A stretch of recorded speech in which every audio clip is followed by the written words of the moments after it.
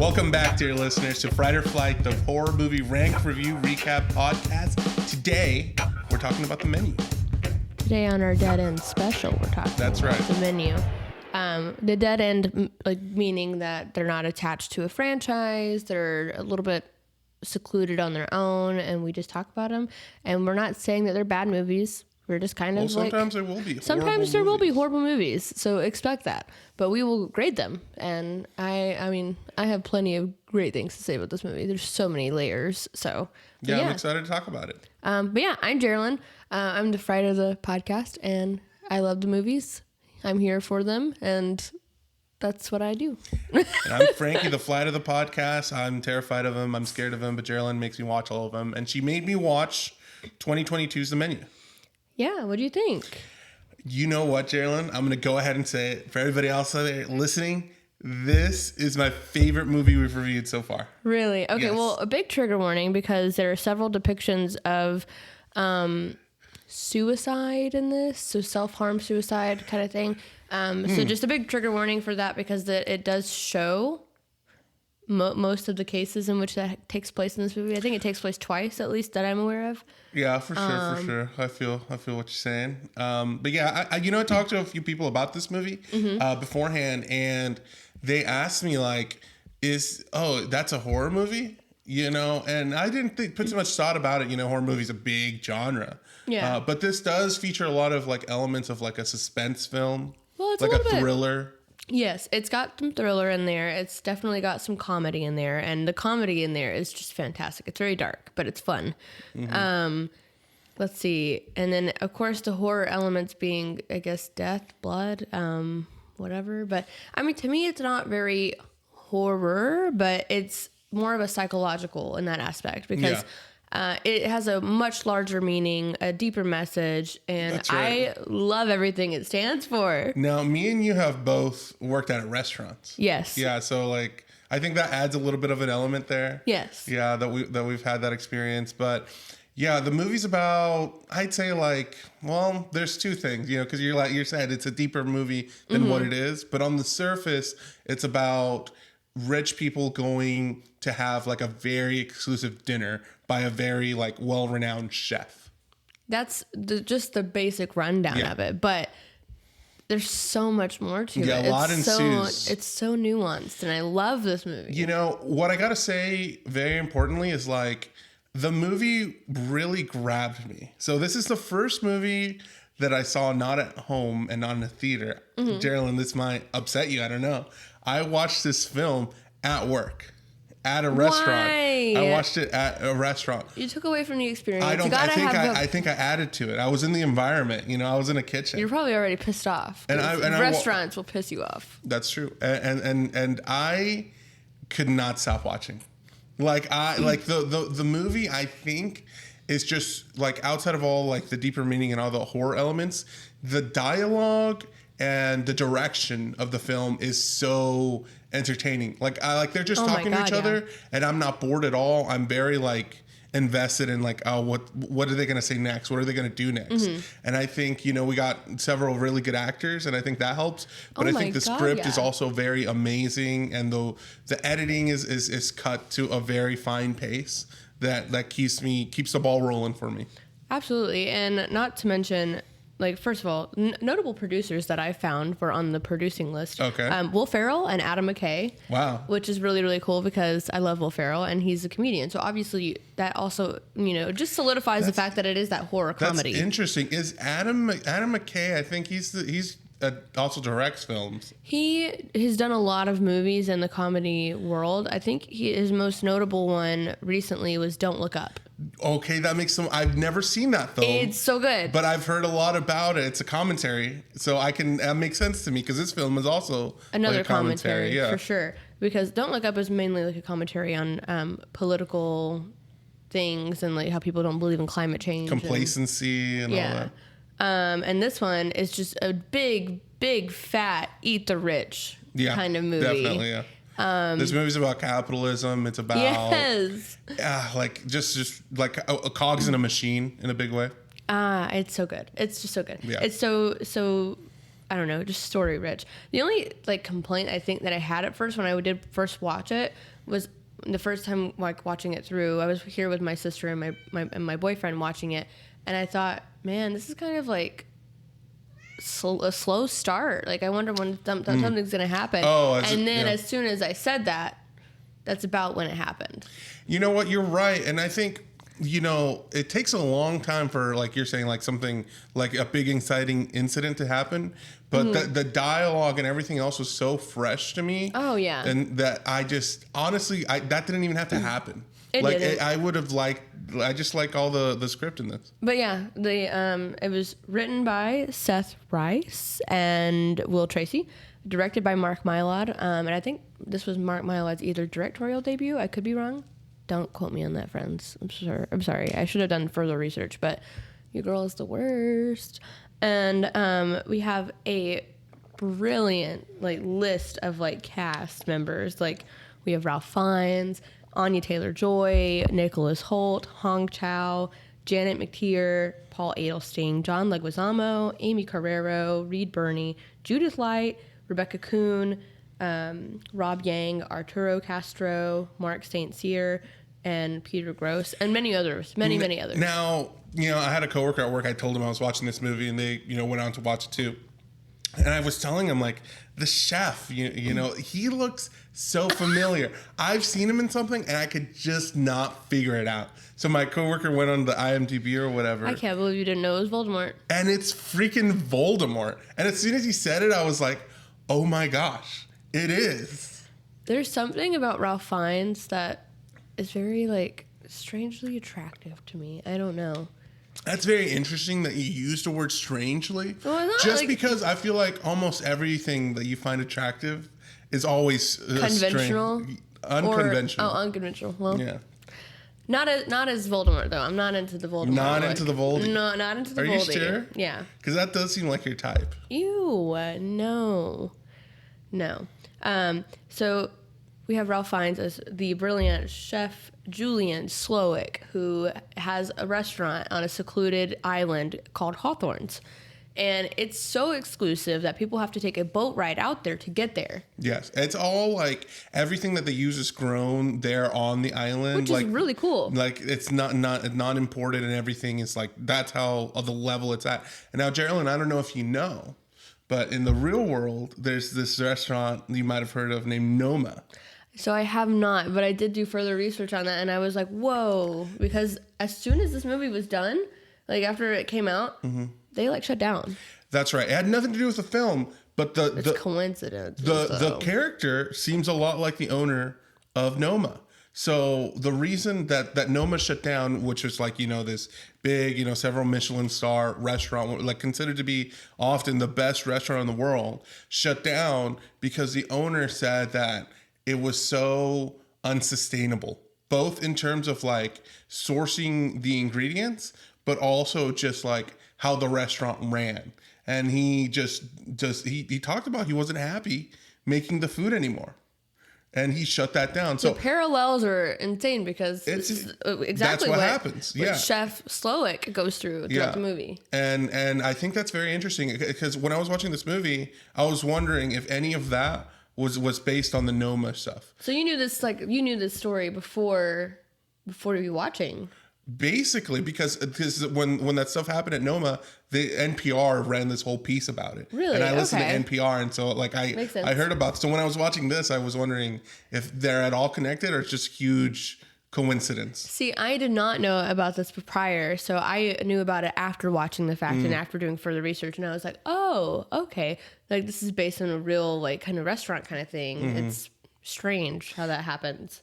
Now, so, you know, that's what they do. They go meet Julian. Would you do this experience where you go out on a secluded island to have food made by this like extraordinarily renowned chef? Listen, I was going to ask you the exact same thing, only because we find out that the tickets are $1,250 per person. Hell to the no. That doesn't sound too bad to me. That does sound bad to me because like that's rent. Yeah, but like if like people spend more on a vacation to like Disney. But okay. Right, but at the same time, like, I don't know. Food is going to be digested the exact same way that you can go to McDonald's. You can go to anywhere else that has like good food that it will satisfy you. You're right, but you're not going to get that experience. You're not going to get the experience, but who cares? I'm not really into the extreme fine dining kind of experience. I do like nice restaurants, but I mean, I've gone to a couple of restaurants where people are like, this is a really nice restaurant. And I was like, this food is shit. Have you ever been to the experience of where like it's so like bougie and it's not just fancy, but it's also very like, I don't know what the word is, like just taking itself too seriously? Yeah. Yeah, I have. And I think there are several places that do that, and people kind of hype it up that way. And people who have that kind of like high class taste, you know, when they set you up to believe that it's like, oh, it's so good, it's really good. Like, and then you go and you have it and you're like, I ordered a rare steak and it was more like medium, or like my mojito wasn't good, anything like that. I don't know. I'm just like, I'm not really hard to impress. But if I'm not impressed, then it's like you've done something wrong, because I'm really easy to impress. You know what's funny? I think we're opposites in a certain way. Correct me if I'm wrong, but like I do not care about like traveling. Like I don't care about like having these experiences and going to like whatever fancy crap place like Italy or France. I would love to go to Italy to have pasta. That stuff does not impress me, but the food does. So like I would be willing to like just go to different places and have food experiences do interest me. But yeah, I would totally do this. I wouldn't be psyched for it, I don't think. Like, I mean, come on. Like right now, there's no way I could save up $1,500 to go have this experience. But you know, if I was given the opportunity, I'd try it out. Well, not to mention they're paying for their imminent death. That's true. And the only person who knows about this is this guy named Tyler, who is going with this girl named Margot, who we find out later her name is actually Erin, but that's okay. Played by Anya Taylor-Joy. So Nicholas Hoult plays Tyler, and we don't find out until later. Like, if you go back and like think about their conversations and how he's like, "Oh, I'm paying for this experience," kind of thing. She's a really like high class escort.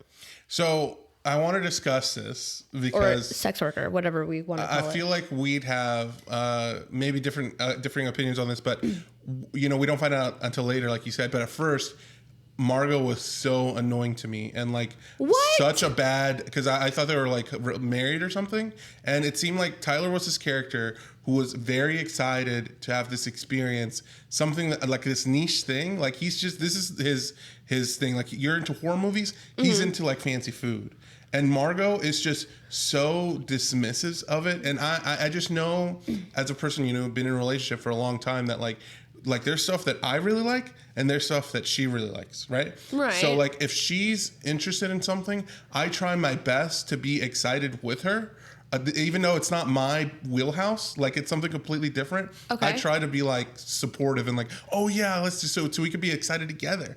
And Margot was like, so like, oh, who cares about that crap? Well, I think it's also the way that Tyler comes off, because I'm not gonna lie, Nicholas Hoult is a wonderful actor. His character in this movie made me hate him for a little bit. I was like, his acting was so good, because he plays this pretentious asshole who is like a mansplainer and like talks down to her. Yeah. The whole time. At the beginning, though, I felt like he was very forgiving. Like he would say something and then Margot would say something rude, and then Tyler would respond like just trying like a peacemaker kind of way, you know.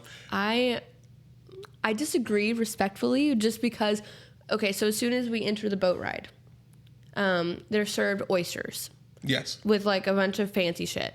And Margot makes a comment and it's like, oh, I just, you know, like regular oysters. And he's like, you don't know what good taste is, basically. And I'm like, fuck you. That's so rude. If somebody has a preference, like that's, like, I understand, like, you can like what you like, but at the same time, somebody's allowed to like something that is so, like, the simple pleasures, the simple joys in life. And that's basically what this whole movie boils down to, is that Anya Taylor-Joy is not impressed the entire time, and I wouldn't be either. This whole thing, so stupid. Yeah, and but it's an she's insult. being so rude about it. Like you can, like you said about Tyler just a second ago, that like he doesn't have to be so this about it. Margot doesn't have to be so like, oh, this is so stupid, man. Like in a relationship, I would feel so like I wouldn't want to do it anymore. Like I've been in that situation where me and Bailey go somewhere, and it's like if the vibes are wrong, like this is something I've been so excited for, and now like it doesn't, it's not worth it anymore, just because whoever I'm going with isn't like. It's just bringing me down or whatever. Well, yeah. Don't get me wrong. Like later in the film, we find out it's an escort. That, like she's a sex worker. Tyler basically set her up to die. Yeah. So I'm not trying to defend that or anything. I just mean like that's Tyler. what I was thinking at the beginning. Tyler. But in the beginning, I can see where you would think that. I thought maybe it was like because it's kind of made clear that he was originally going to bring someone else, and like to me and my thought process was like. Oh, maybe they're just friends, or maybe they're kind of like recently together. Maybe it's not that serious kind of thing. And he's like, well, I've already got these tickets. Let's just go. Have you ever been in that situation where either like you take somebody out to do this thing that you're excited about and they just, they're not into it? And kind of, but not really. Interesting. Mostly they just wouldn't go. Or in other cases, it was opposite end of the spectrum where like I would bring someone and they would pretend to be so into it that it was like weird. And I was like, you don't have to lie to impress me. I don't know. Like I said, I'm so simple. I'm so simple on paper. I promise. And IRL, I am. But it's like, I don't know. I just don't like when people are not genuine to themselves. That's fair enough. I'm very much pride myself on being authentically myself. What do you think about everybody else that's coming on board? Everyone else is coming on board. Well, okay, I got a couple of thoughts. Okay. First of all, I read a few articles, and they all are brilliant because they have different interpretations of what this movie is and what all the symbolism is. So we have several different groups of people. Someone wrote that it represented the 7 deadly sins. And we could get into that later for sure. And then someone also said that it was kind of like the Last Supper. So we have like these 12 disciples or apostles, whatever. I don't fucking know. I don't really do the religious shit. So, yeah, I was like, whoa, these are some interesting interpretations because each person is so flawed. Right. They're all flawed in their own way. And, we have an unhappily married couple who Margot recognizes the husband. And so to me, that was really weird in the beginning because I was like, maybe that's their daughter. No, and it just gets worse from there when we find out what happens later. Yeah, but like we said, she's a sex worker. She's a sex worker, and he's hired her in the past. But it was really weird. I would be disgusted, absolutely disgusted. I thought everybody else coming on this ship, like, we obviously see that they're douchebags, for lack of a better term. Yeah. In some way or another, I think it's very difficult. Okay, so here's something I'm going to say, and I think you know this about me, but I like people get so disappointed when like celebrities are like, assholes. Oh, like Johnny Depp did this or Amber Heard did that, whatever the heck. Like it never surprises me. If you make a lot of money, I inherently assume you're a bad person in some way or another, and that's to say like we're all bad people. We're all flawed. We're all flawed. What I mean? And if so, we have like an abundance of money, who's to say we won't do the same shit? Exactly. My point exactly. So like, okay. So I'm already getting like, oh, if this thing's this expensive thing, everybody here is going to be an awful person. That's a really good point because like my thought process is who the fuck would pay that money? Who would pay that money just for this expensive meal? Because like you can have something that's kind of middle class friendly, but I mean these people are not middle class, so they want the best of the best, and that's kind of why they go, because it's the name, it's the person who's cooking the food, it's just the money. Like, oh, $12.50, that's nothing. Like that's a lot of money to people like us. That's true. Do you want to go over like do you want to go through this film through like the dishes that they go like through the first course, second course? I was writing them down. We can definitely try that. I don't know how we're gonna do. What's the first course? Well, the first course is when they enter the boat. So they have to take a boat ride all the way to the island, and they are served as oyster, and it's raw oyster in a pardon my French because I don't know how to say it. mignonette emulsion. Yeah, I don't know. With lemon caviar, and the lemon pearls are made with alginate, which is algae, like. But like Anya Taylor-Joy's character Margot has mentioned, she prefers like simple oysters. Like she likes simple oysters, and that's fine. Do you like sushi? Love sushi. Seafood? Yeah, Squid? I think I've had squid, but like the fried calamari stuff, right? What about like oysters? I have had, okay, so at my work, we serve fried oysters, and they're actually delightful. You like them? Yeah, I was very like, I don't know about all that. And then I tried it. Fucking delicious. I'm just a baby. Fair enough. But yeah, I like fried oysters. I've not had regular like raw oysters or anything like that. I'm open to new experiences for sure. It just takes a little bit of convincing and a little bit of working myself up to do it. What's the second course? So the second course is the amuse bouche, cucumber melon, milk snow, and charred lace. It looks delicious. I'm not going to lie. So you try it.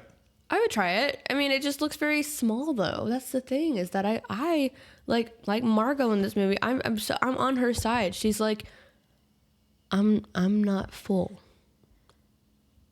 Like, none of this food would fill me up, and I want like a good experience where I'm like, oh, I might have to unbutton my pants kind of thing. Like, Yeah. You'd rather go to like a Ryan's, Golden Corral, stuff your face in. I will F it up. Yeah. I am a huge fan of buffets. I love a good buffet. Nobody else likes buffets. I like buffets. Everybody thinks buffets are gross, disgusting. The food gets left the out. people there. I mean, we've seen people there.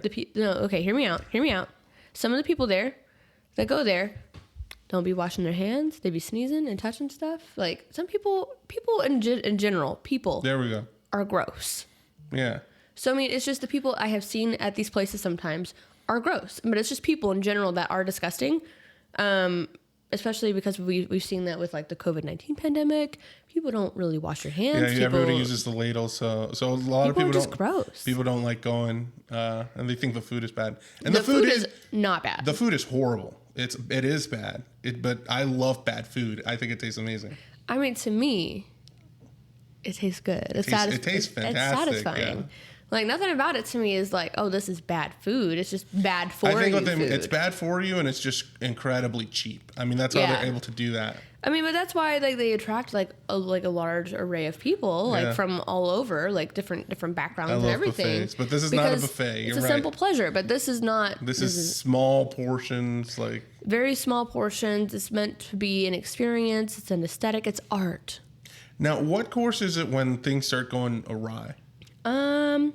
So right after the amuse bouche, we are served the first course, which is called the island, and it's like plants and rocks and barely frozen filtered seawater, and I think it has like some seafood on the top, barely any seafood on the top, and it's beautifully plated, but it's like, why? What is the reason? So it doesn't start going awry until the third course, but the second course we are served is the breadless bread plate, which was really hilarious. And Margot called it out from the beginning. She was like, they're insulting you. Yeah. But Tyler already knows that. And like he knows it. He already knows his fate, and he's just trying to enjoy every second of it. And the more the movie goes on, the more that's kind of revealed that Tyler doesn't really care about anything but this. And he's also just so what's the word? I feel like he's not capable of seeing the error of his ways, the accountability. Like he doesn't have any. While things start going crazy, he's still fucking eating and like enjoying it. And he's like, and everyone else is freaking out, screaming, crying, and he's like almost like he has no compass, no moral compass. But I don't want to assume that. Well, it's just that he follows Slowik. Slowik is just his obsession, really. Yes, there was another theory that I saw online that it was kind of like a representation of cult kind of following, because even all of the workers were like, like, I love you, chef, I die for you, chef, kind of thing. Yeah. And that's kind of what happens. But but the breadless bread plate, Slowik made a comment that bread is for the common man, and these guests are not the common man, so they are served no bread. That's right. And I love bread. I love bread. Bread's my favorite. Call me a common man. I don't care. I love me some bread. Bread and butter. Yeah. My favorite bread is Texas Roadhouse. Texas Roadhouse got some They got yummy great bread. rolls. Yeah. Texas Roadhouse. But I don't use their cinnamon butter. I ask for regular butter. Fair enough. I just like the rolls mostly. But I like theirs. Cheddar Bay biscuits from Red Lobster are actually decent. I think the croissants from Cheddar's are okay. I do still like them. Yeah. They're so good and fluffy. Yeah, yeah. And I also like the bread from Cheesecake Factory. Oh yeah, it was pretty solid bread. Yeah. I just love a good bread. I just Bread's love delicious, bread. Even when I went to the melting pot one time, which was still, that was like fine dining for me, and that was overpriced. Yeah, we Ridiculous. went for New Year's, and it was $100 a person. Yeah, we went. I went on a date with an old partner and An old paramour. an old partner, and it was like 140 for the two of us, and it was just like, I mean, the don't get me wrong, the strawberries and the chocolate and the bread and like pretzel stuff and like the cheese was delicious. It was the idea of cooking my own food. Yeah. I'm gonna go ahead and say this. This is my deal with the melting pot, man. I is don't that remember everything. They bring you a bunch of food, and there's nobody cooking anything.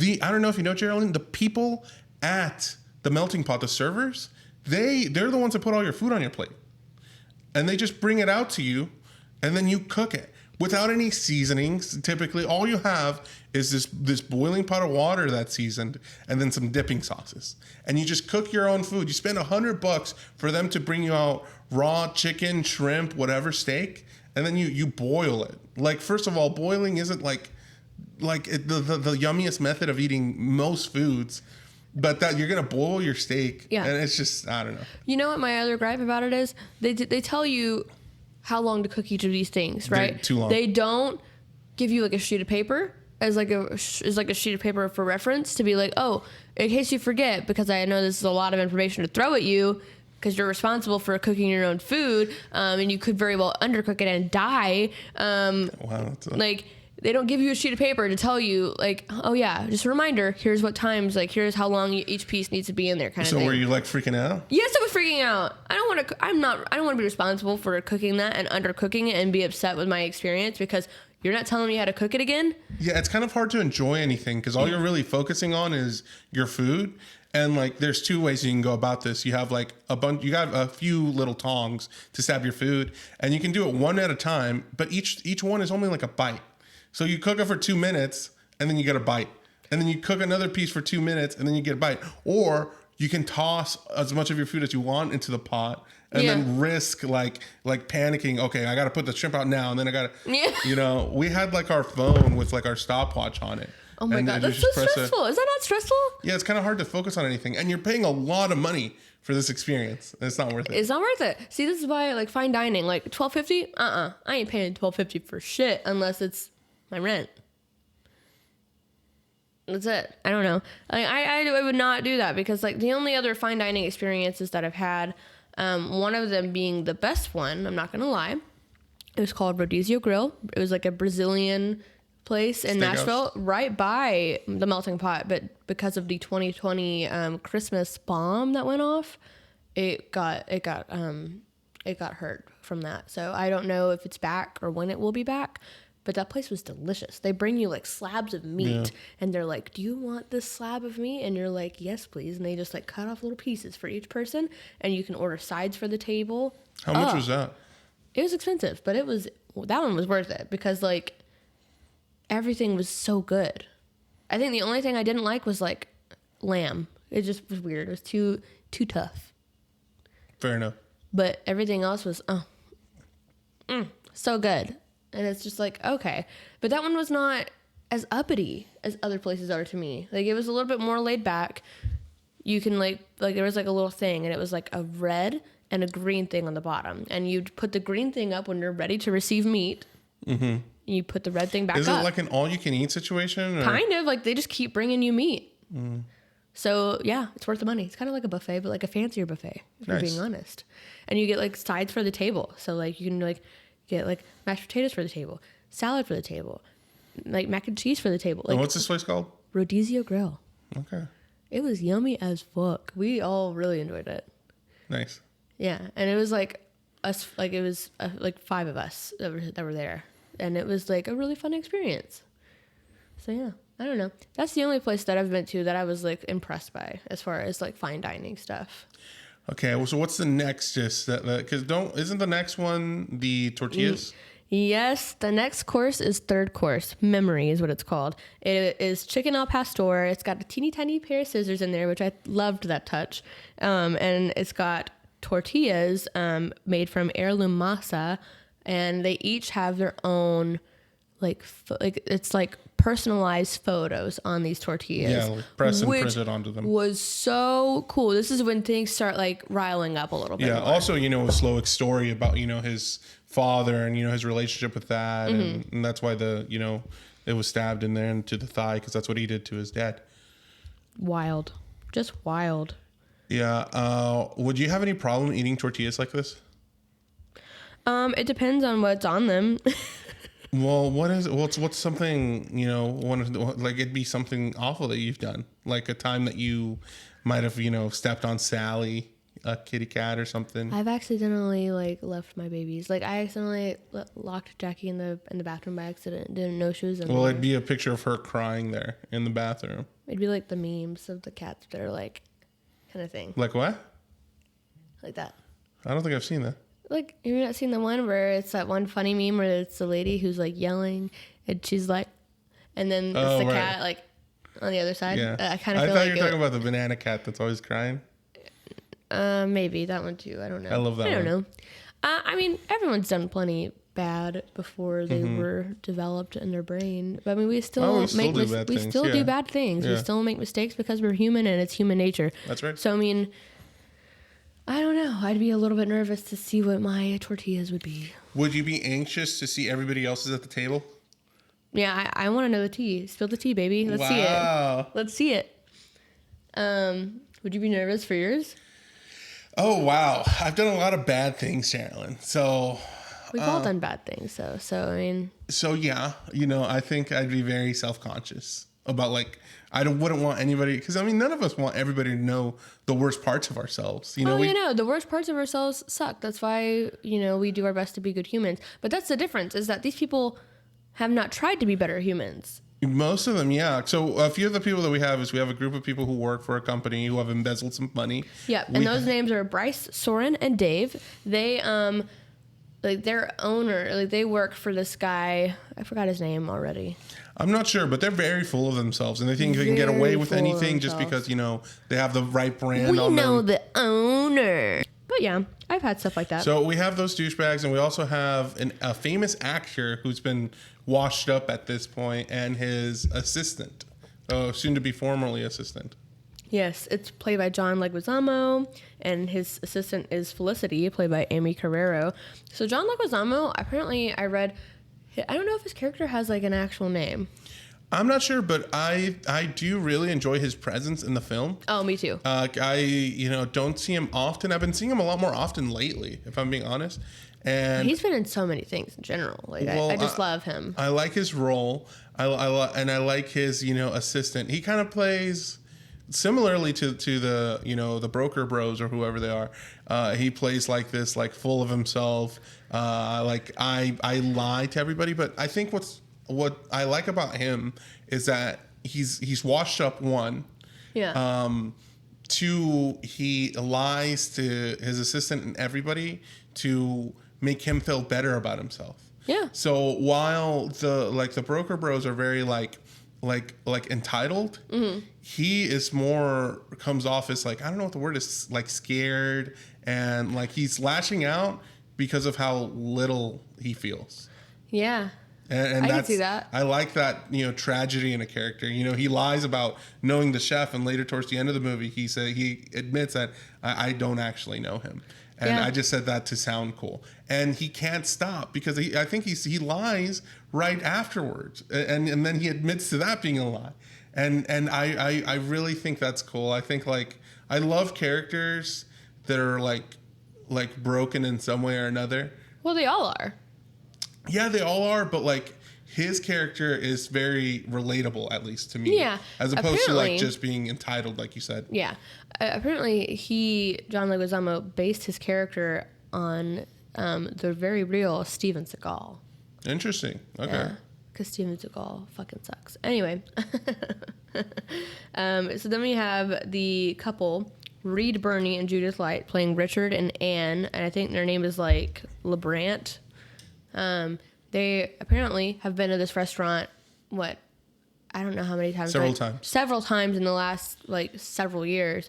And they're just there because they could just throw their money at it. To throw their money at it to keep their status, because that's something you need to do apparently when you have a lot of, eyes on you. Is that if you're to be in the eye of like other rich people to be valued somewhere or another, and Slowik asks him later on in the film like name a dish, and he can't because he actually doesn't care about the food whatsoever. Yeah. And this is part of the reason that Slowik is having such a problem with serving this kind of food, because he realizes that nobody cares. Nobody cares. This is something that he's passionate about, and through the people he serves, as well as the people that own him, because he didn't build all this, he didn't get the island himself. He has investors, and they want to throw their ideas at him, despite him being the one with actual integrity. Yeah. And Yeah. so I think a lot of that is representative in capitalism, in the sense of like, in several ways. So for example, I like to write music. But oftentimes it feels like if I wanted to make any kind of profession or career out of music, that I would have to sacrifice my integrity over it to appease and satisfy a larger, more accessible audience. And I think similar things can be said about a lot of non-traditional professions.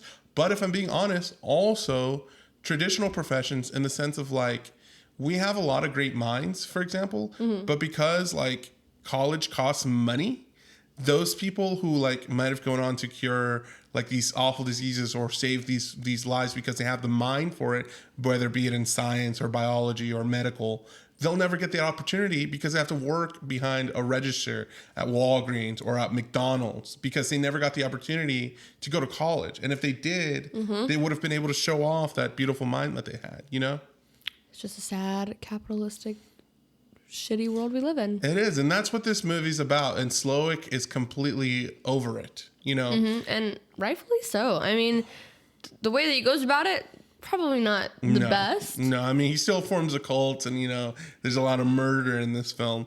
But that's the whole point. I think the film is trying to be shocking to really drive in the narrative, like the commentary, like we said about the film. Right, and then so this couple is very unhappily married. They hardly talk, and when they do talk, there's like no passion in their eyes, nothing like that. The old man also recognizes Margot, played by Anya Taylor-Joy again, because she's a sex worker. She worked for him. He hired her, and it was strange. And it was revealed that like they have a daughter, this couple, and it was revealed that he requested that Anya Taylor-Joy's character pretend to be his daughter, say that she loves him, and it was just sick shit, because it just makes you question like, what the fuck. I think the most fascinating part of it to me was that he didn't touch her, and that he said that she said that he wanted her to tell him that he's a good man, and while he did his business. And I think that is so like telling of the kind of person that he is. Obviously, like, something that torments him is like you said, that possibility of an evil past, an awful life, and he is ashamed of it. And I think it's fascinating because at some point Slowik says like oh, like, you guys are trying to do this now, but meanwhile you guys probably could have escaped this whole time. But if you guys could have all tried to overwhelm me and the staff, and none of you did. And I think that speaks to like, I think some of these people towards the end of it feel like they deserve it. They go along with it and they're just like accept their fate. Yeah, that's true. They do that. Another table that we have is a food critic. And she's played by Janet McTeer. Her name is Lillian Bloom, and she's the one who discovered and gave Slowick his name basically in the Right. food world. And then her, I don't know, it's like an assistant or like an editor or something from a magazine. His name's Ted, played by Paul Adelstein. And he just they mentioned it in the movie, but he really enables her shitty thinking and I It's don't know, really her funny to shitty me. opinions. He's just a yes man. He really does not have an opinion for himself. Which makes sense, though. I mean, that's how he keeps his job. Yeah, that's true. Yeah, and I think he represents an enabler. I think in general, there's two kind of characters that represent that, in him and also the movie star's assistant, where like, she's also embezzling money from him, stealing from his money source. Yeah. And I think it's so funny, like you said, they all have a reason to be here. The food critic has like shut down restaurants before from a review. Yeah. People trying to make an honest living, and this food critic was saying, "Oh, I didn't like it; it was bad." Was able to like get the restaurant shut down. People read, their gospel, and then they stop going to the restaurant. They don't make any money anymore. That's crazy to me. And so like somewhere or another, the whole point is that they all deserve to be there. The only one who kind of doesn't deserve to be there is the assistant of Felicity. The way that we get to like find out like what each person has done, it was just hilarious because like we have this table that's they're making fake invoices, so they're stealing money from their company and they're stealing money from other people kind of thing. And then we have the movie star who really just made a movie that the chef didn't fucking like. It's like a petty reason to kill somebody. Right. Which is, it's funny though. It is really funny. The assistant, like you said, it's funny because when it's her turn, it's like she stole money, right? And that's all she's done. Well, he's like, what school did you go to? Yeah. And she says brown. And then he's like, student loans? And she says, no. No. He said, sorry, you're dying. Yeah. Like, It was just so funny. It was so funny because Yeah. it was like, that's so shitty, but it's also, I don't know, I guess hilarious in that It's just sense. a joke, yeah. Yeah. But like, you're lucky enough to not have that kind of debt. Yeah. Yeah. While going to a university like Brown. Yeah, like a big school. It's crazy. So yeah, during this third course, they're served the tortillas. We get to meet his mom, which he mentions that she's a drunk and she's over there just like drinking it up. Yep. I'm not gonna lie, she's a whole mood. This movie, a whole mood, because at one point, everyone gets out of the building and she goes and grabs another bottle of wine, and I was like, that's a mood. If you know you're dying, I guess that's kind of like. I'd be doing that too. It'd be like, Just drinking? I don't know. I'd go out some way where I wouldn't feel the pain. Fair enough. I think one of the big moments that we should mention about this film, and like when everybody finally starts like really freaking out that something wrong is definitely happening, is where they have a course come out that features no food really. What does after the fact? Oh yeah, you're right. But beforehand, one of the chef's staff that cooks for him comes up and is presented as part of the course because he wants to do everything Slowick has done. He worships Slowick, but according to Slowick, will never be as good as him. Yeah. So what is even the point? And remind me what the name of this course is called. The Mess. It's called The Mess. The Mess. And after we find out what happens, but they are served actual food. It's pressure cooked vegetables, roasted filet, potato confit, beef jus, and bone marrow. Does any of this food sound like appealing to you? I don't know what you just said. Because it doesn't sound appealing to me. The only one that sounded good was the tortillas and chicken, like the tacos. But I don't think any of it's supposed to sound appealing to you. It's like the food is, I think, the whole point. So above our heads kind of thing? Yeah, that it's like, I mean, at the beginning, he tells them that do not eat. You know what I mean? Like, Yeah. it's not about eating, I guess. But yeah, he shoots himself in the head, and it really, like, everybody ends up being like, whoa, what's going on? But the thing that kills me is that still, even after that, in front of them, the critic and some people are like, oh, this is just a gag. It's so theatrical. Like, are literally laughing. And then Tyler's still eating. I think, Tyler knows what's going on. And this is, he's just demented. But I think a lot of people would be that way. I mean, the critic, I think, reacts that way because she is so full of herself. Like, oh, Slowik invited me personally. Like she didn't pay for this. She got invited.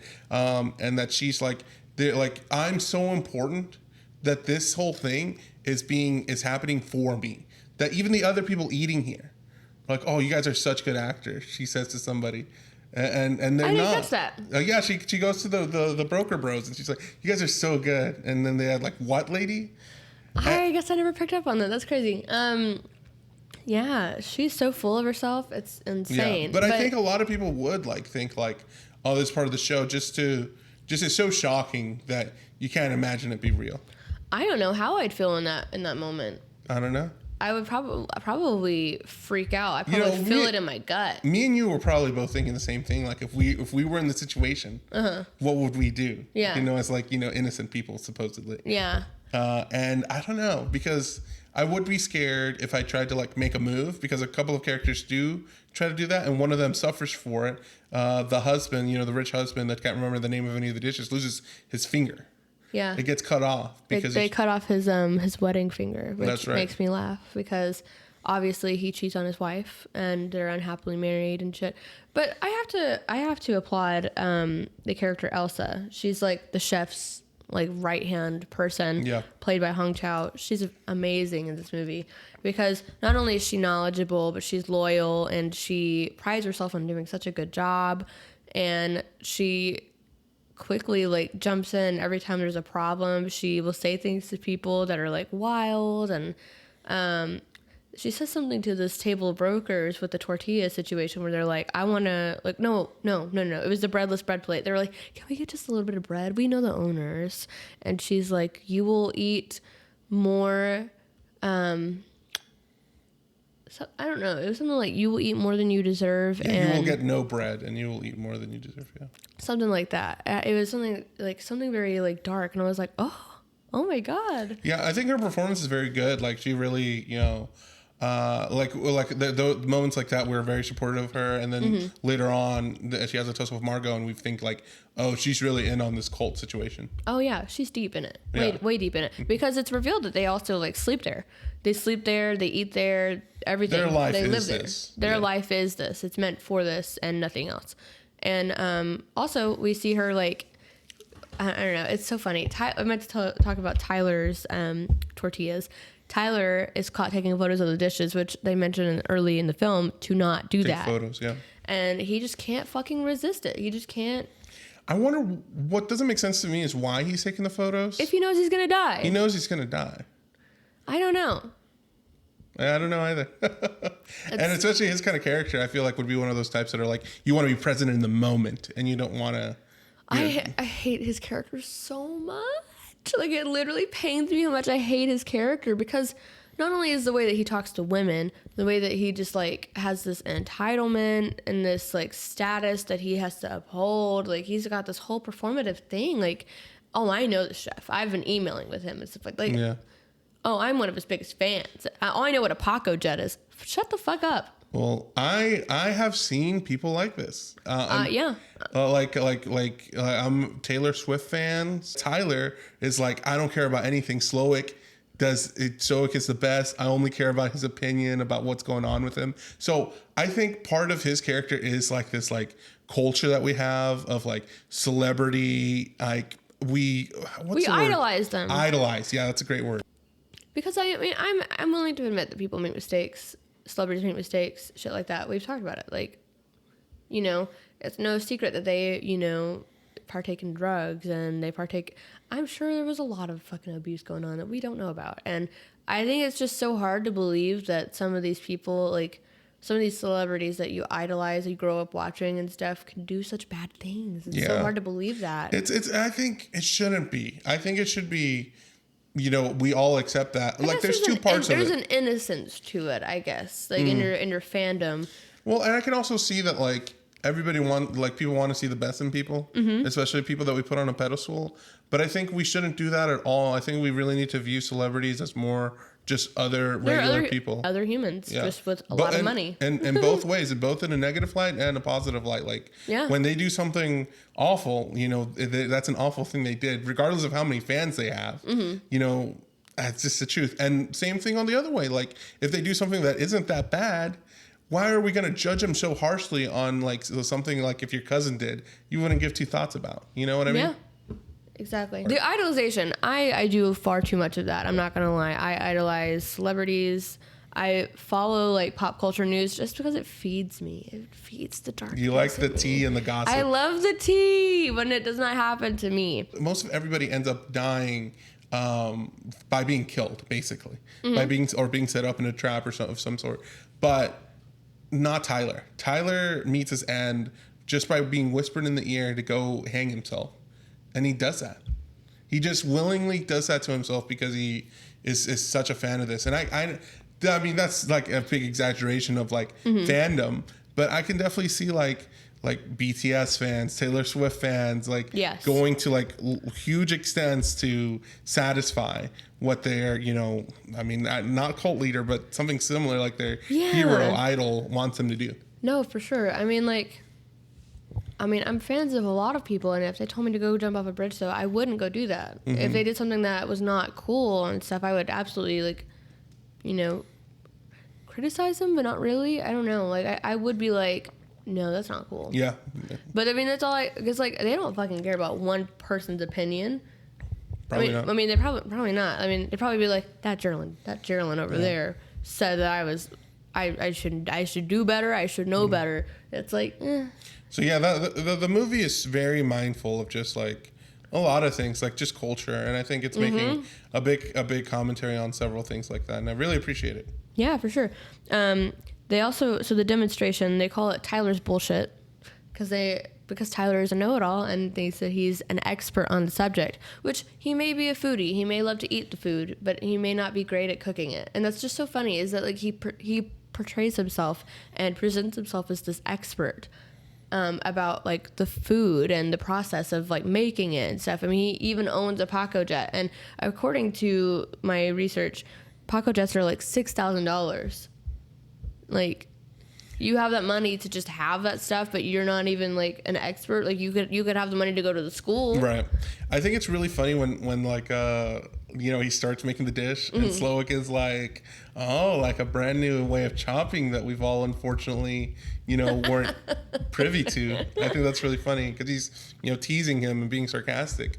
I think, you're talking about like how his treatment towards women in the film. I think another moment where that is shown is all the men are allowed to get like a minute to get a head start before the staff tries to chase him across the island. Yeah. And I think it's interesting that it's like, the men get this opportunity, and that nearly all of them, eventually all of them end up just immediately just running out, like leaving their wives or partner or whatever.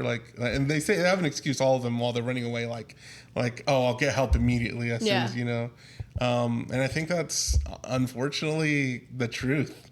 Like, I think most men would do that. What's funny is he stayed behind. Well, he stayed, but it has nothing to do with Margot. It has nothing to do with Margot, but he stayed behind just because he wants to be around Slowik as much as possible. Yeah. He doesn't want to miss a thing. When Margot went over there into the kitchen, he got mad. He was like, oh, why does she get to go like into the kitchen and all this or whatever? You smoke cigarettes, so your palate sucks anyway. But I'm just saying that like he got mad because she got an extra experience, and he doesn't want to. He wants to stay with all the women so that he doesn't miss an experience. He doesn't want to leave the island anyway. What's so funny, before they go on this little like run to like go get help, which is really funny, we're introduced to the fifth course called Man's Folly, and one of his sous chefs, not the one who just recently died by suicide, I don't remember her name, unfortunately, but she says that Slowik tried to come onto her several times, and she said no. She said no. And then she was like, after all of this time, like, he kept me close by. And I don't know, it was just, the story was strange because then you see him in a different light too. Yeah, because he's also a bad person. I mean, he's killing all these people, which is a bad thing. But like, I think, like I said, this whole part is a commentary on just men in general. Yeah. And yeah, so she stabs him. Mm-hmm. Which was just crazy because I was not expecting it, and he gets stabbed in like the leg, similarly to how he stabbed his father. growing up. That's right. So Man's Folly was a Dungeness crab, or Dungeness, I don't know, Dungeness, I don't fucking know how to read this stuff. Fermented yogurt whey, dried sea lettuce, umeboshi, and kelp. A really funny moment. They were talking about this at the table because all the women came inside and That's they right. had this Man's Folly.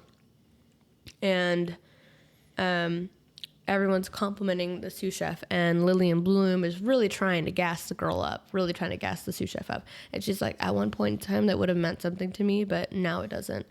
And they're all like trying to compliment her food before they die, I guess, trying to see if, woman to woman, she might let them out or something. Is what it She was feels like, you should have your own restaurant. Yeah. Like I'm a food critic, man. We could make that happen.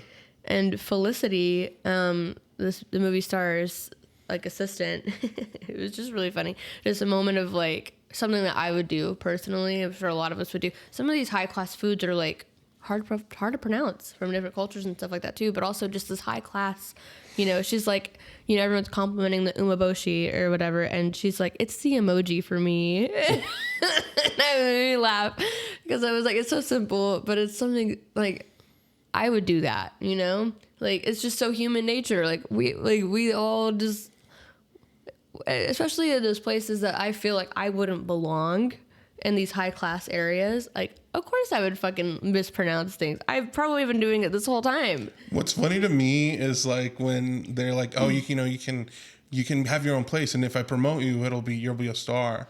And she's like, oh yeah, thank you. I thought of this. The whole murder part was my idea. Mm-hmm. And then they're all like, oh, okay, whatever. We're not going to convince her. Yeah. So let's just start eating. It's just smoking. I think that's really funny. Yeah, it was really funny. And then they come back and they all have this tea. It is wild bergamot and red clover tea. That sounds really good. Yeah, I like tea. And it's just so funny because like he's like Slowick's going through this whole monologue, and of course Tyler's like, chef, is this bergamot that I'm getting? And he's like, yes, it is. And it's just like, this Tyler guy, I swear to God, like, I hate him. I hate him so much. Yeah, Nicholas Hoult, man, like, great job. He does fantastic. I love Nicholas Hoult as an actor. But if you can make someone like feel this rage for your character, like you do a good job then. I'm just saying. Margot finds her way into this like secret room where she finds a lot of stuff. She had to get into a little bit of a tussle to get the keys here. We need to discuss the whole chef interaction with her before because we haven't talked about that yet. And that's right. There's been this whole debacle throughout all of these courses for they're like, you need to choose kind of thing. And what were your thoughts on all of this? Well, if I'm being honest, like this movie is very the dialogue throughout the film, especially in the way that Slowick speaks, is very subliminal. A lot of the things that he says have undertones, especially in this conversation with Margot, where he's asking her this question that she doesn't quite understand about whether you're a giver or a taker. Yeah. And that he recognizes that she also works in what he calls the service industry. Yes, which it is. I mean, sex work is a service. And that so she should be with him and the staff. And this becomes like you said a moment of debate, just because she has to figure it out whether she's one or the other. And then at some point Slowick changes his mind. He says, you're not a giver, you're a taker. But she's not. I think he's just upset. Well, I don't think it matters. I think he's just crazy. There's no givers or takers. We're all both of them. Well, I mean, we all are both of them, but I mean, in the sense of like this whole eat the rich kind of like symbolism there. She's not. She's definitely a giver because I mean, like I said, you and I both working in restaurants. And we probably serve crazy amounts of different people. I mean, for example, at my restaurant the other day, Casey Musgraves was there. No way! I don't even fucking... I know that she's like a country star, but I don't even... Yeah. People were making a big deal about it, and I'm like, she's just a person. I don't care. I would have loved to meet Casey Musgraves. That'd be cool. But I mean, like... I mean, we get to serve like relatively famous people in my town that I work. And it's like... I mean, I don't know. Like, some of those people could come in, it could be really rude. That's so, true. I mean, who really cares at the end of the day? Because they're just people and they're going to do what they're going to do. That's right. Yep. So, but I mean, at the same time, like, we serve like a wide variety of people. Could be like, you know, people who are like, oh, I know the GM or I know the CEO of your company. Yeah, and you're right. You just entitlement. Ultimately, we don't know too much about Margot or her history. I do think something in being like like you mentioned, like a high class escort kind of scenario. Like she probably does make a lot of money. She probably is relatively wealthy, given that her clientele is filthy rich, and Yeah. whatever she does. In that regard, I think, you know, we just simply don't know. And Well, I think also to comment on that is like most high class like escorts, sex workers kind of thing are not always performing like sex either. Like sometimes it's just companionship. I mean, simply Tyler is, you know, hired her to come and have dinner with him for this evening. right, my concern is definitely not the sex. No, I don't think no, the I sex was makes just- you I just bad or wanted to- good. I'm just saying that she probably does have No, money. I'm just saying like I don't know. I just felt like clarifying that because some people probably are very anti sex work, anti escort kind of thing, and it's like it's still a business and people still pay people to do that. So just kind of like a chill thing, like a chill pill, because you know, I mean, I think there's nothing wrong in hiring someone to do like to have companionship. Well, I just don't think it should even be a discussion. Like, Yeah. I don't want to defend Yeah. sex work. I don't want to be like, oh yeah, it's, you know, it's definitely no, of course it is. Like, I'm Yeah, not I mean, even, it's still work, but I mean, I'm like, not gonna have you're a- right. She probably does make a lot of money, but that still doesn't mean that she is a take. Well, I mean, you could argue that she could be like a taker because she's, you know, probably, you know, the clientele is probably all these richer people. yeah. So I mean, so but, I get I it. mean, you could see both sides yeah. of that. I I mean, no, girl boss. and you know, she ends up being out there because she, you know, had this fight with his assistant and ended up killing her. That was wild. Which, by the way, this whole place that she goes into, this other room that she goes into to get this barrel, the exact same. It's a It's replica. trippy. Like, it's a replica of it, the exact same place that they're in right now. Weird. It is very weird. Because I was like, whoa. Well, she gets the keys and she finds a radio to like get somebody to come. She also sees a bunch of photographs on the wall of like Slowick and his upbringing and the review that got him on the map. And you know, this photograph of him working at what appears to be like a small burger joint, maybe some kind of diner or something. And she radios in some help. Well, the help eventually comes. She comes back into the room and they're all sitting down. And there is another ship that came by. You know, he has a vest. He has an orange vest as if like he's trying to figure out if something bad's going on here because somebody called, but it appears everybody's just fine. And Slowick's like, oh, what do you, I'm just trying to serve dinner here. Like, is there a problem, sir? And he goes up to the movie star, recognizes him, gets an autograph that says, help me on it. Yeah. And they all think like, oh my gosh, we are saved finally. You know, he pulls out a gun and he's like, everybody get on the ground, this and that. But it turns out he was part of the script the whole time. Yeah. Which is wild because I wasn't expecting that. I really thought they were going to get out of it. And this is what makes Slowick turn on Margot. Margot ends up being like, okay, so you're the one that called these people and tried to get out of this whole situation. You're not a giver, you're a taker. A really cool point that I want to mention that I found. So that newspaper article in Chef's Room, it has the restaurant is called Tantalus, and that is a Greek myth. Tantalus is the name of a character. He invited the gods to his home for dinner. He tricked them into eating a stew made from the meat of his own son, whom he had murdered and dismembered in order to test their omniscience. When the gods realized what he had done, they cursed Tantalus to stand in a shallow pool of water under a fruit tree anytime that he would raise his hand for the fruit for the tree's branches. The tree's branches would rise beyond his reach, and anytime he would bend down to drink the water, it would, recede.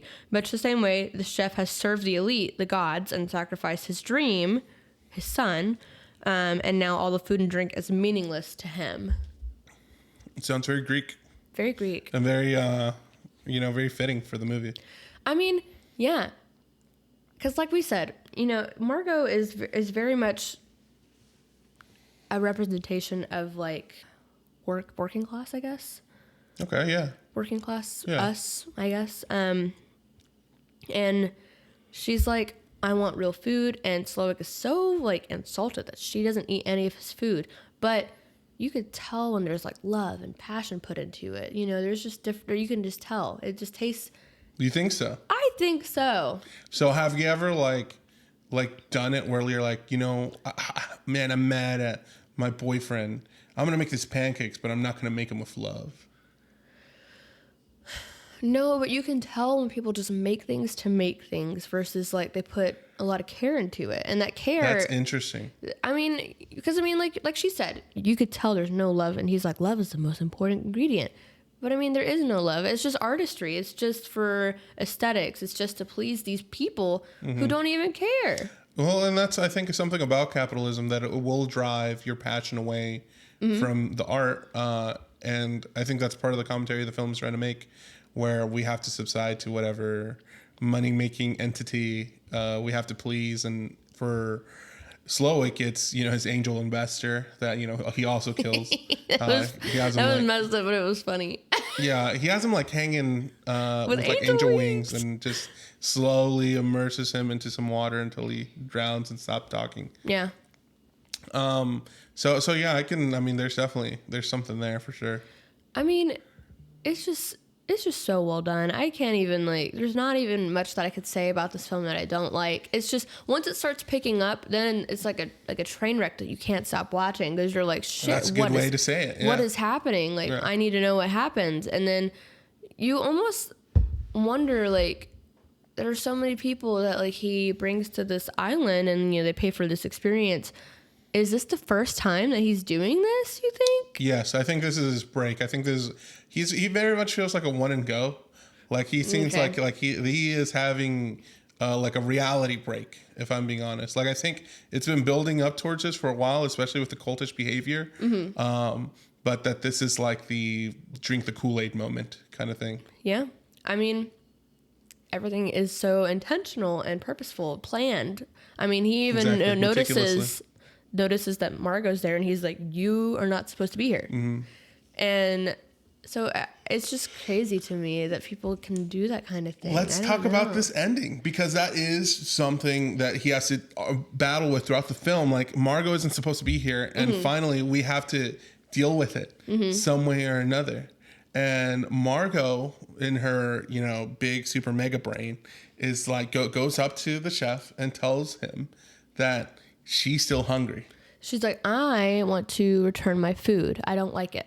And then he's like, well, what would you like? And she's like, I want a cheeseburger. And because she knows that was like his first job, like flipping burgers kind of thing. Yeah, exactly. That's what made him love. Yeah. Passionate about cooking. Which is really cool, because like, that's also another commentary, is that like, just because like you've reached these high, achievements does not mean that you're going to be happy. People always say those things like, your dreams can come true, and once they come true, you're going to be happy. You won't work a day in your life if you love your job, kind of thing. But I mean, we still live in a capitalistic society. So yeah, I think a big part of that is like, once your job becomes like, if your passion becomes your job, it's true the other way around too. Your job becomes your passion. So, like, if you love playing music, once it's formed into this like very structured thing, where like you have to perform at this time at that day, and all like the integrity that you had, not just behind like the writing, but also in the performing for like music, for example. It starts being work, like, regardless, and you start hating the thing that you once loved, which is the case for Slowik. I really like this dialogue exchange between Margot and Ralph. Oh yeah.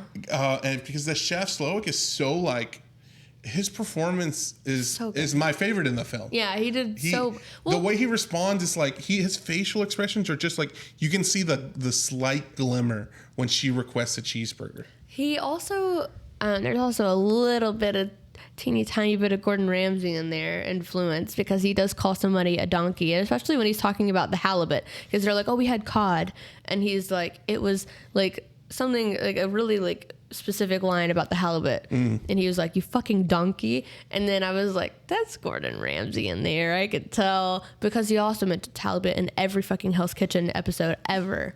It feels You're a big Gordon Ramsay fan. I love Gordon Ramsay. It would be an honor to have him yell at me. Wow, you'd be down. Gordon Ramsay, I want you to yell at me. What do you want him to call you? An idiot sandwich. I'm too sensitive. I'd probably cry as well, but but it would be an honor. I mean, he is one. I mean, as far as I know, he's one of the best ones that we have in our generation. I've never had beef Wellington. I've never either. Risotto. I've never had risotto either. I would love to try all of these things, but I want to make them at home and put my love into it. Okay. It's different. I'm telling you, you can tell when it's like, like. Well, what fascinates me about this, Sherilyn, is I now want to ask you. Like, I want like when you go out to dinner, like let's say you go to like a nice, like let's say you go to Olive Garden. Okay. For example, and I want you to eat your dish, and then at the end of it, answer whether or not it was made with love. Because you said you could tell. So I want you to eat food and tell whenever it is or isn't made with love. Well, okay. So for example, assembly line kind of work, like fast food work, probably not a lot of love there because a lot of those people are probably just making their money. Okay, hear about this. Okay. I thought you loved Taco Bell. I love Taco Bell. But that's probably not made with love. Probably not made with love. It's probably just to get my ass out of the line. Exactly. It's fast. That's different. But it still tastes great. Still tastes great. It doesn't have to be made with love. But if it's made with love, if someone's purposeful in the making and crafting of it, it feels better when you eat it because you know they worked so hard But you don't know. But if you're like, for example, if you make a nice meal at home, that is one of the best meals you can eat when you have like put in the time and the effort, especially if you're cooking with your partner. It's got to literally just feels like you just take time. So you think if you guys love each other and you make this beautiful dinner together, it's probably better than if you guys were angry with each other and made dinner. Yeah. Okay. I don't know. I would just mean more. I could see like some angry, I don't know, like food tasting amazing. Just because it has vigor, mixed into it. I can't cook when I'm angry. I just don't. I'm like, I'd probably give up. Okay. So, I mean, I don't know. I just feel like he said, like, all of our food. But, like, you could tell when he made this cheeseburger, like Glimmer. Yeah, exactly. I think his performance is so well. It's very, like, he is so, like, he's intimidating, but he is so forward with everything that it says. He's very intentful, mindful. And when Margot asks him about this, making her a burger, like all that goes away for a brief second, and he has like a face of wonder, of like it was like childlike a little bit. Exactly. It felt really good, and then you kind of like, I don't know, you kind of understand him a little bit. I was gonna ask you, like I have felt that way before. When you're an adult, everything is crushing. With the bills, with job life, career, commutes, personal time, personal relationships.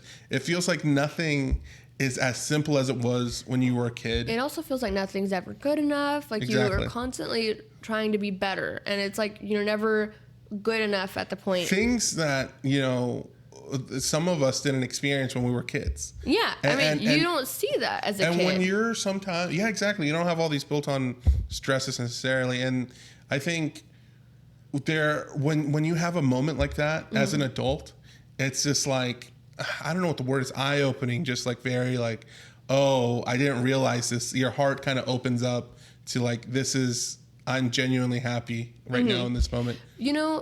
The same could be said with like, okay, for example, like I have a degree in communication, like broadcast media, right? I got a job. My first job outside of college was working from home, doing communication stuff. And it was so repetitive. And it didn't challenge me, and it wasn't stimulating work. Like the idea behind it and the message behind it was always there, and it was always intentful, but it just wasn't enough. And I ended up getting really burned out. But doing stuff like this, which is still broadcast media, like we are, doing everything like audio, video, everything like that. And we are writing things sometimes, and like we're purposeful and intentful, and we edit things. it reminded me why I loved this stuff. But like in my previous job, way more fulfilling. And I am enjoying the content that we are creating, that we are talking about and stuff. So it's just, I don't know, it's just different how different jobs and different like environments. Yeah.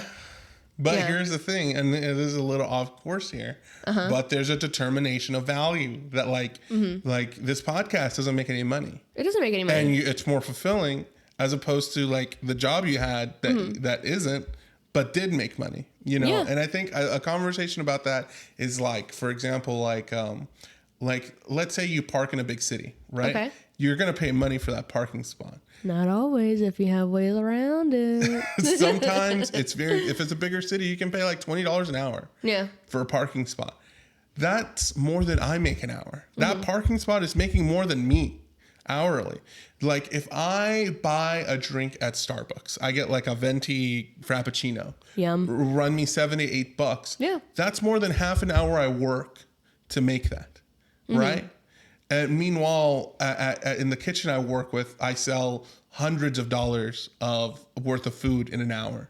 Yeah. So my value that I'm exuding is way less than what I'm getting paid.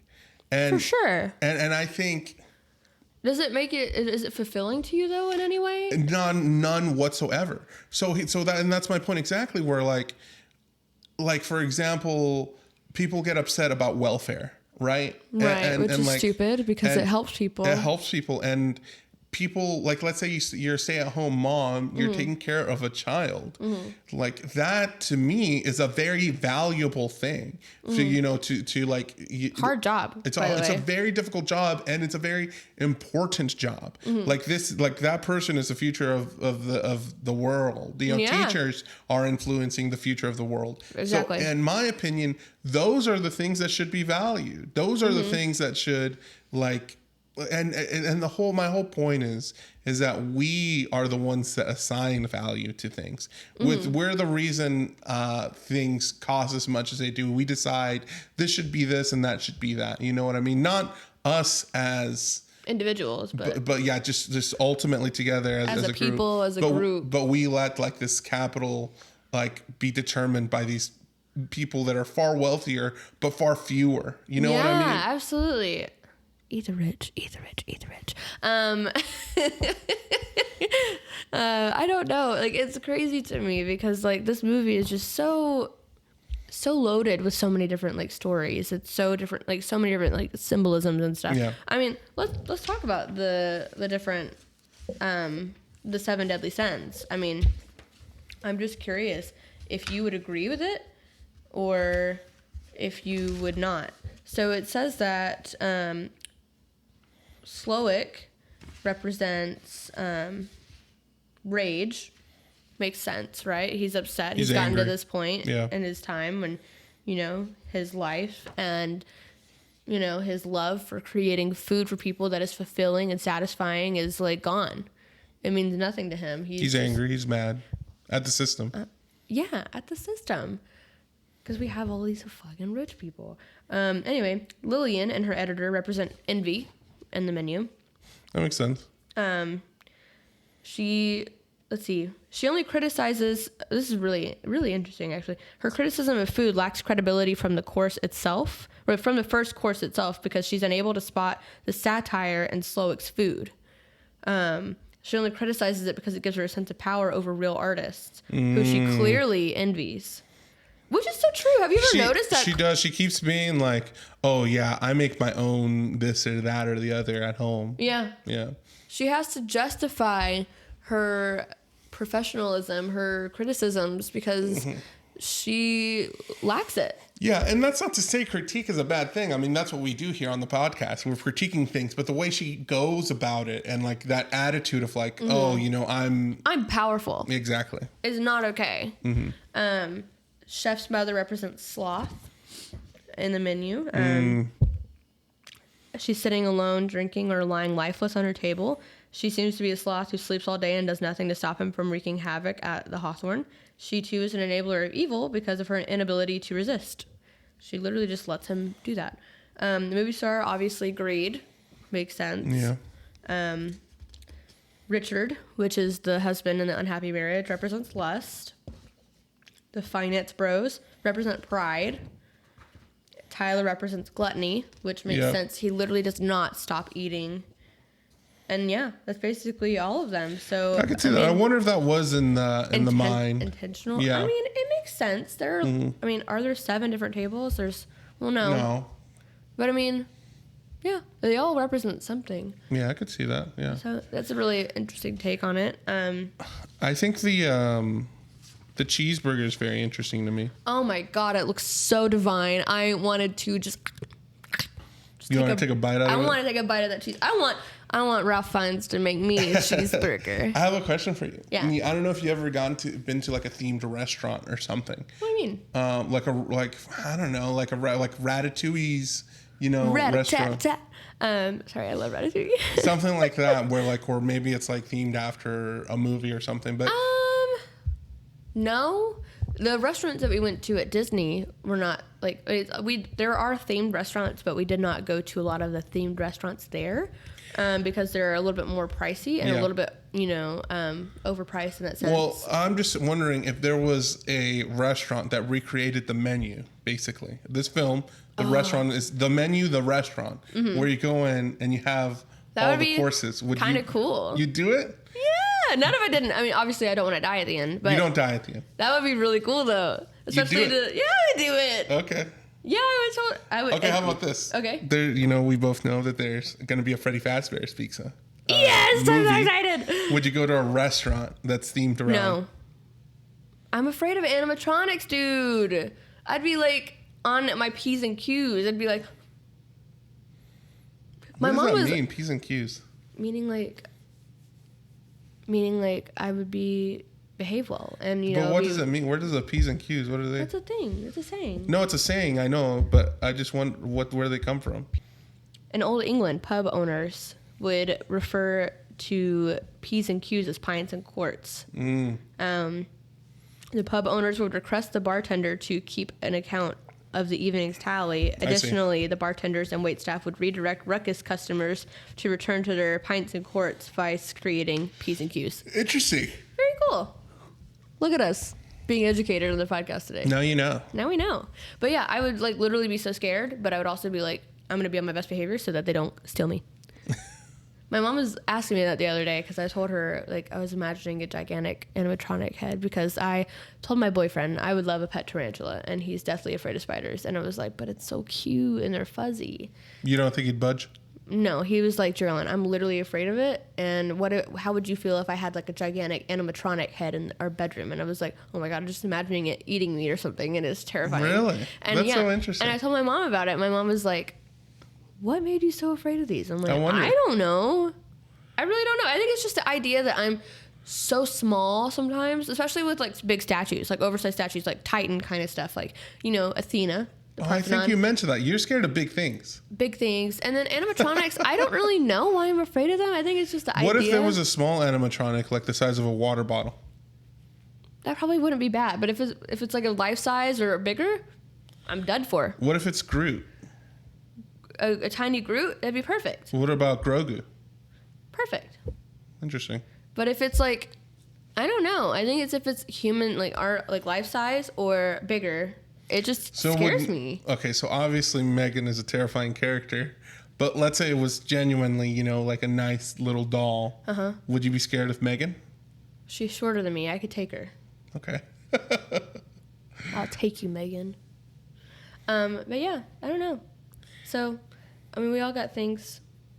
I don't even know how we talked about that. No, we were talking about restaurants. Talking about restaurant experiences. So, like, they have, like, one that I really want to go to for Bob's Burgers because I'm a big Bob's Burger fan. Oh, really? Where's that at? I think it's in Kansas. And it's called Bob's Burgers because I think licensing. Yeah. Looks adorable. Looks so fun. I would love to go. I love themed restaurants. Do I get to go to them all the time? No. That's fine. I would love to go, though. Yeah, that's fun. I mean, the only time I went to a themed anything was, like, a bar, and it was the Beetlejuice bar. I went there for my college graduation, and I got entirely too messed up, so... How could you tell? Because I was dancing a lot. Dancing means you're messed up? For me, I don't really dance. in front of people. Yeah, I don't but know if how I to get dance. loose, then yeah, I might dance a little bit. Yeah, it was bad. Anyway, yeah. So then we are on to the final course. We're at the dessert course, and they are s'mores. They are s'mores. Margot. This visual, beautiful. Yeah, it's in general. I think I like this movie is such a low budget film. Like this movie mostly takes place in one room, and it's mostly just talking to each other. Like there's a few like things like action, you know, big suspense kind of shots, like the fight or any of the stabbing, that kind of violence, the running. But all of that is like so minor in terms of like setting it up. Like it feels like we could make this movie on some level, like on a much lower level, but still on some level. There's a manageable film to create, and I really appreciate that. And while it being that way, it's still so engaging, and like it's like you said with like their costumes for the dessert. You know, I meant to tell you all of the like extras, well, not extras, all of the chefs in the background were, I mean, obviously they're actors. They were actually trained to to do all of the things accurately, so that if they were any at different point in the station, like in a different station, if they were at different points in a station, it would look like they're all doing the same accurate thing. So it's super cool. That is super cool. Attention to detail. Yeah, attention to detail is very intentional. I love it. It just makes me like, I love kind of stuff like that with like restaurants, because I love like the attention to detail and the care that people put into it, because I don't ever feel like they're represented as accurately as they should be. Yeah. And after watching like Hulu's The Bear, I've never seen that, but I've heard it's very like on point. God, it is like they have Cambros, they have quarts, all kinds of stuff, and I'm like, this is so accurate. Nice. This is like so accurate to my experience in a restaurant. So I'll have to watch it, and if it is, I'm just gonna have to show people, because I don't think people know how stressful, how like go it's like to work at a restaurant. yeah, it is, and people think it's so serious, but at the end of the day, it's kind of funny that people freak out, and it's like, dude, it's just food. Yeah, because everybody's yelling at each other. Everyone's always yelling at each other, Yeah. and everyone's always running into each other. Running around with our heads cut off or whatever. And over there in the lobby, people are just like, eating their peas or whatever it is. Yeah. Can I get more water? Can I get more chips? But that'll kill you. If one person asking for like some water and chips could, like, depending on like if you already got all this other stuff going on, it sends you into this whole frenzy. Then you're in the weeds. Yeah. Restaurant stuff. It's so fun. Okay. Well, I guess our final question is, what would you grade this? Okay, so I really enjoyed this film. Like I said at the beginning of the podcast, I think it's been my favorite film that we've discussed so far. The movie kind of leaves you wondering, you know, like the building gets burnt down with the staff and all the people coming to eat there. Margot gets to go because she takes her food to go, gets on the boat. Slowick allows her to leave, and she eats the burger as she sees the flames get like engulfed into like this building. That burger was so good. I think the movie kind of asks you a question, but I don't know what the question is. Like Margot's fate, it's very open. And it's so, look, it's a problem, because I think to me, sometimes movies that make commentaries are kind of full of themselves. Like it's like, if you're going to go out of your way to be like, oh yeah, you know, this thing is bad. You want an answer. You get knocked over your head with it constantly. But I feel like this film, what it does good is just that it is so, if I had one word to describe this film, it would be engaging. This movie is so engaging, and I'm along for the ride the entire time, that the commentary is almost secondary. And it doesn't take itself too seriously. It has a lot of little jokes, like, you know, with the assistant being like, student loans? Yeah. No, you're going to die. You know, like it's so lighthearted that I don't mind the commentary whatsoever. I really like this film. I'm giving it an A. No minus, no plus, just an A? Just an A. Okay. I give it an A+. I'm just going to go Nice. out there and say it. I mean, it does so many things right. It leaves you questioning, but I like sometimes I do enjoy like this eternal question, like, what am I supposed to feel? What am I supposed to think? Sometimes I like that, because you can kind of create your own interpretation of it. And and obviously, there are so many interpretations that you can have. Like, it's an Eat the Rich thing. It's a 7 Deadly Sins thing. It's so many things that, you know, are encompassing human nature. I mean, Yeah. and also, like, first of all, so many different nuances with each different character. I mean, it comments on the rich people, like, just throwing their money away, and it comments on, people throwing their money around. Like, I think I just said that, but kind of in a different way. I meant it in a different way. I mean, I'm thinking specifically about, like, the celebrity, the movie star, which apparently his name was George Diaz, played by John Leguizamo. I mean, like, to name drop, they're throwing names around. Like, it's all about, status and appearance and being relevant. And if they don't have this to hold them down, then they are us. Yeah. It's not relevant. We're just random people. Exactly. I think, while you were talking about that, I realized something that's I think one of the reasons I appreciate this movie is it doesn't really tell you how to feel. Yeah. It kind of asks you, like, what do you think? Like, and for you to make up your own mind about, the film and its intentions. And I really appreciate that. I do too.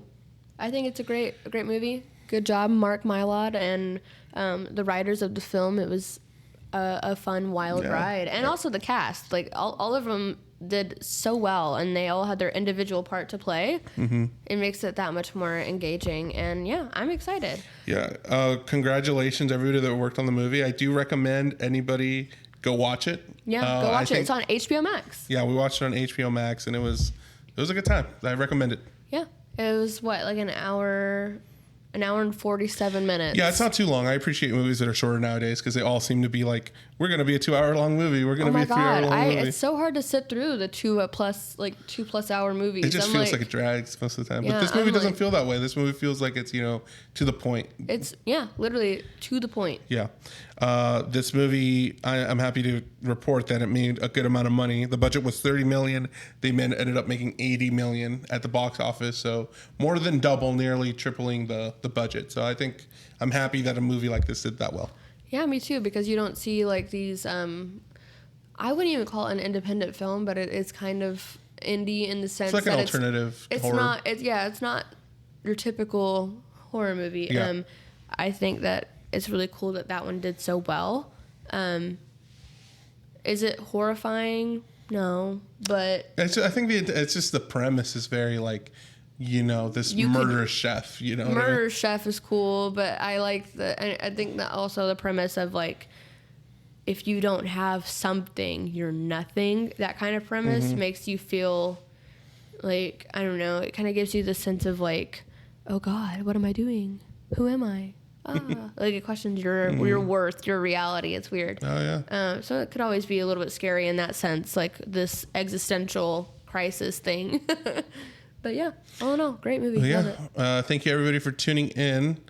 We hope to see you next time. Bye. See you next time. Bye. Thank you for listening to Fright or Flight, a Live Oaks Village production. This episode was hosted by Geraldine Johnson and Saul Alberto Arizmendi Ochoa.